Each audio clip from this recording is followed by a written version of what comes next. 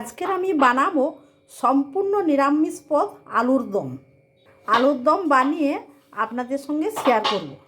আলুর দম বানানোর জন্য কয়েকটা আলু আমি ছাড়িয়ে নিয়েছি। এখন আলুগুলো আমি দুভাগ করে নেব।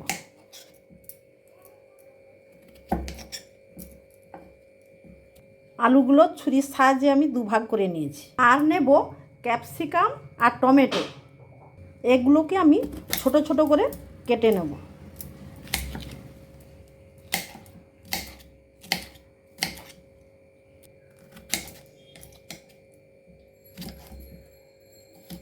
কেটে নিয়েছি, এগুলো এখন রেখে দেব। এখন শুকনো খোলায় গোটা ধনে, গোটা জিরে, মৌরি, কয়েকটা শুকনো লঙ্কা দিয়ে ভেজে নেব। ভাজা হয়ে গেছে, এগুলো মিক্সিতে গুঁড়ো করে নেব। আলুর দমের জন্য মিক্সিতে পেস্ট করে নেব আদা, কাঁচা লঙ্কা, কিশমিশ, পনির আর দেব দই।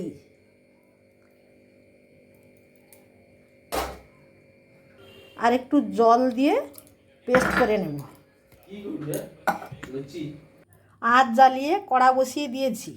কড়ার মধ্যে তেল দেব। তেল গরম হয়ে গেছে, তেলের মধ্যে আলুগুলো দেব।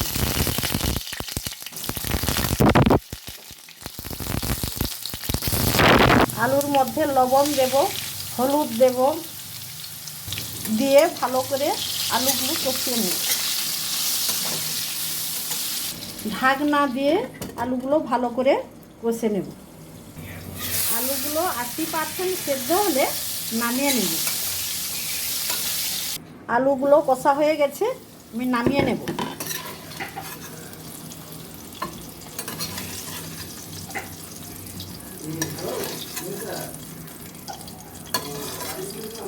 ওই একই তেলে হিং দেব, শুকনো লঙ্কা দেব, পেস্ট করা মশলা দেব,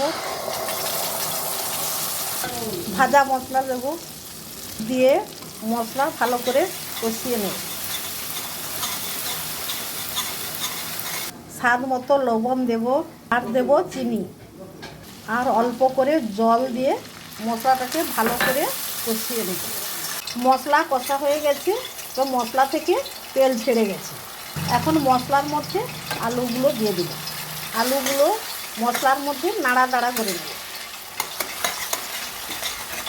আলুর দমের মধ্যে দেব দুধ।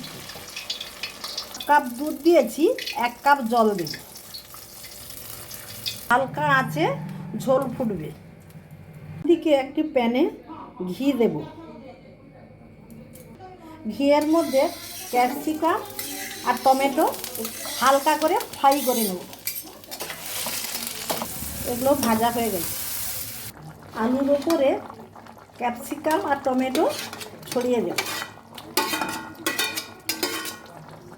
নেড়ে চেড়ে আলুর মধ্যে মিশিয়ে দেব। ঝোল মাখা মাখা হয়ে গেছে, উপর থেকে কাসুরি মেথি ছড়িয়ে দেব। আলুর দম রেডি হয়ে গেছে, আঁচ বন্ধ করে দেব। দমের সঙ্গে ফুলকো ফুলকো লুচি আর আলুর দম।